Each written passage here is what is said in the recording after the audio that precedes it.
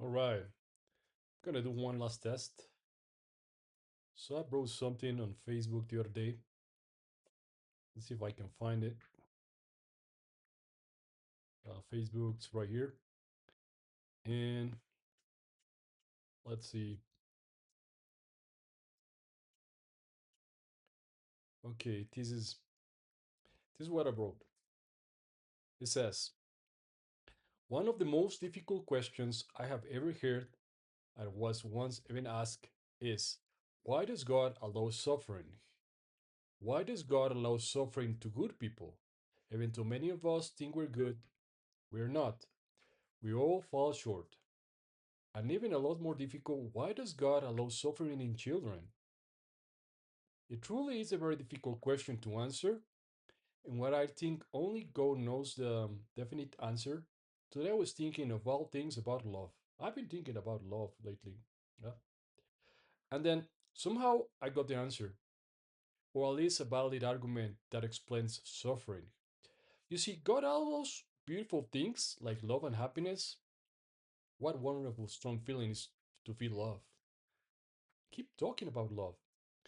To feel a deep sense of happiness. But there's always need to be a counterside. Could there be light without there being darkness? Could someone feel happy without the option of being unhappy? There needs to be a counterside.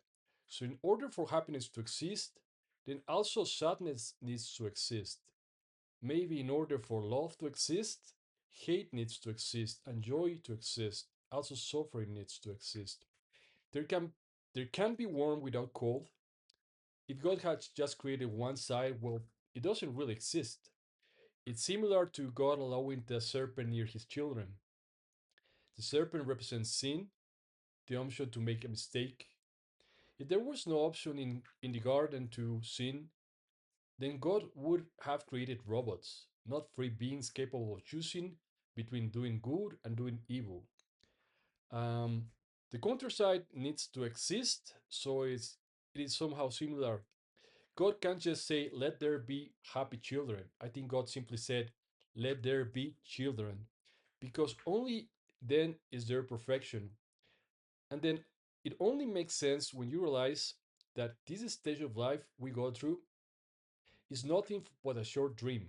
What are 100 years of life, even with suffering, compared to an eternity of happiness? It literally trends to being nothing.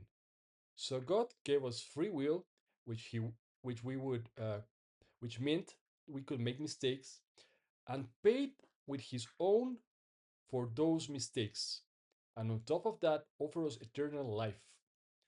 And yes, God allowed suffering, yet gave us the option for eternal happiness. God's ways are perfect. Put your trust in the Lord. There we go. I hope this works. Now, how do I stop this?